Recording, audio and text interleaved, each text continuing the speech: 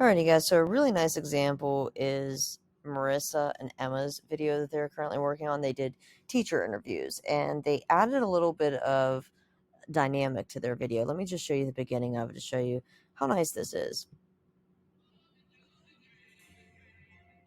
So we can see here there's different camera angles and shots from the school, which personalizes it and makes it look a lot more relatable to cams specifically. What you could do is go into Shared Drive and get some drone footage, maybe do some fade effects where you blend two videos together and make them transparent.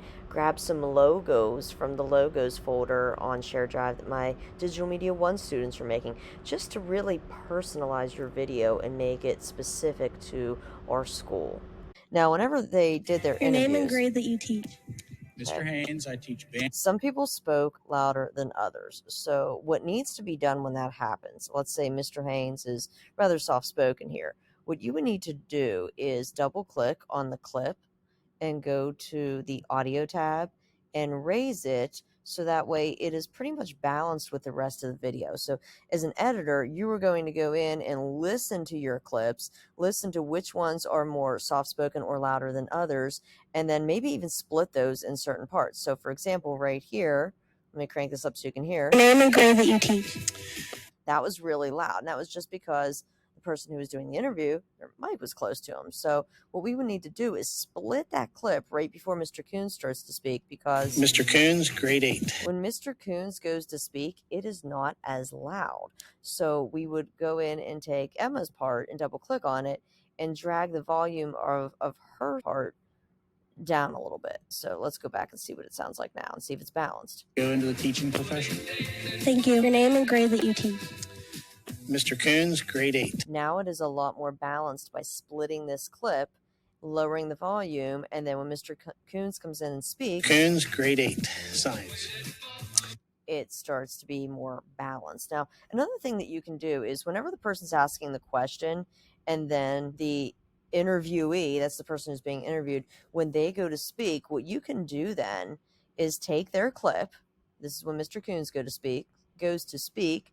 You can go to crop, or you could go to the scale, and we can zoom in on this and move it so that way it kind of pans in on just Mr. Coons when he goes to speak. So let's go play this back and see what it looks like.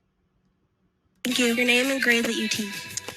Mr. Coons, grade 8, science. So then it starts to just go into Mr. Coons so that we don't see the person holding the microphone there in the interview. Now, because this clip was split, then what would need to be done is we'd have to go in and do pretty much that same thing and have it so that it's Mr. Coons at about the same spot as he was in the last split. So this is editing, guys. This is some more advanced stuff beyond what you did last year. It's more than just throwing some clips in there. You are going to be required to do things like this just to make the overall quality of your video much better, much more dynamic, and much more sharp as well. Let's watch how this flows. Thank you. Your name and grade that you teach. Mr. Coons, grade 8, science. Whenever I was trying to decide. Maybe that part could be cut out as well.